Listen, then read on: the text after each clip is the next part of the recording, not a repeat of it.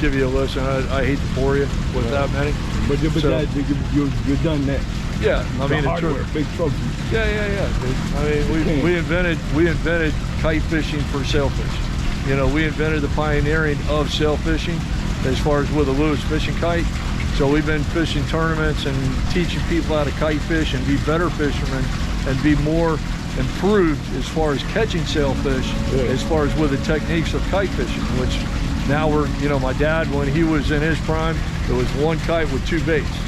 With me, being the innovator that I am, now it's 2 kites, electric kite reels, and six baits. You know, you have a left kite and a right kite, you have a left kite and a right kite, and then there's all kinds of different apparatuses that you have. You have a tower boat, you have this boat. You look at the rod holders, they're all spaced for kite rods. The 2 in the middle right there, as far as on the outside, rod holders as far as on the outside are for kite reels. So you have a right kite and a left kite when you're drifting. You're still fishing six kite baits and 2 off on the back. So there's nothing that swims within a 100-yard radius that you're not going to catch. So, and you know, we call it death by air. You know, kite fishing is death by air. It's just the most deadliest. It's just the deadliest fishing that you can do. And then that way, you know, you got bait. You know, you got boats like this with live well systems that are far superior than anything else on the planet. You know, and you look at this and you go, how much bait can you hold? I catch enough bait to where I can hold as many as I can hold, and they don't have a prayer fishing tournament because I got the best of all worlds. Sardines, threadfin herrings, goggle eyes, pilchards, whatever I need to catch whatever fish is in any area. Keys are different than Palm Beach. Palm Beach is different than Stewart. Stewart's different than Miamian spring bite.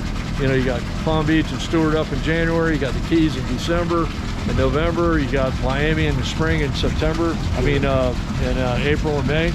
And the one thing about it, man, we got it all dialed in, you know, as far as the bait, because that's what I do for a living. That's why you see a $250,000 bait boat, which you'll never really see anywhere else.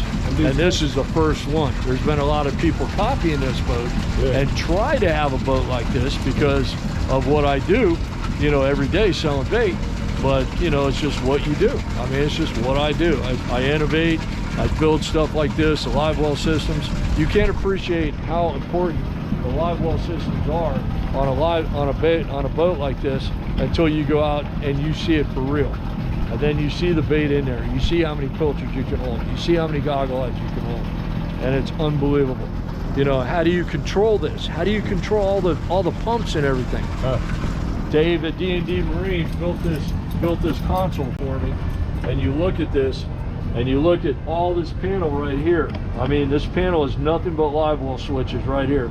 1, 2, 3, 4, 5, 6. And you look at this, port live well, starboard aft live well, port live well, you know, all the way down. And these are all live well switches that we have for 6 pumps. Double pump the front, 4 back there, makes 6 pumps. And then we have external pumps that we put in the live well system to pump the 75 that's up in the front, which makes 7 wells. And then we have another 100-gallon well that we put in there, which is on the dock right there, which makes number 8. So we really have 8 wells as far as in this boat that we carry close to 3,000 pounds of water, which is unbelievable. When you think about how, and first of all, to have the live wells, that's one thing. But then to be able to catch that much bait and fill every live well, that's another. That's not a man, that's a machine. That's a machine, bro. It takes a lot of work, but the technology that we have, you know, as far as like, if you look at the console itself, you know, the Perunos, everything that I have in my boat is just state of the art. It's an easy touch 2 Peruno, which, you know, it's unbelievable technology. I mean, it's a tri-screen,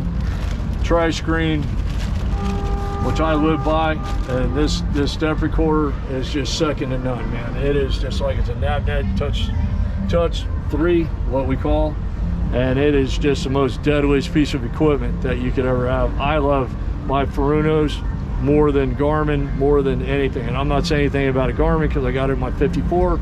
I got Garmin's in that boat. But me, when it comes down to Perunos is the top of the line, which I have to make a living and catch a goggle eye. I can mark a goggle eye in 2,000 feet of water, drop a lead and hit them right in the head.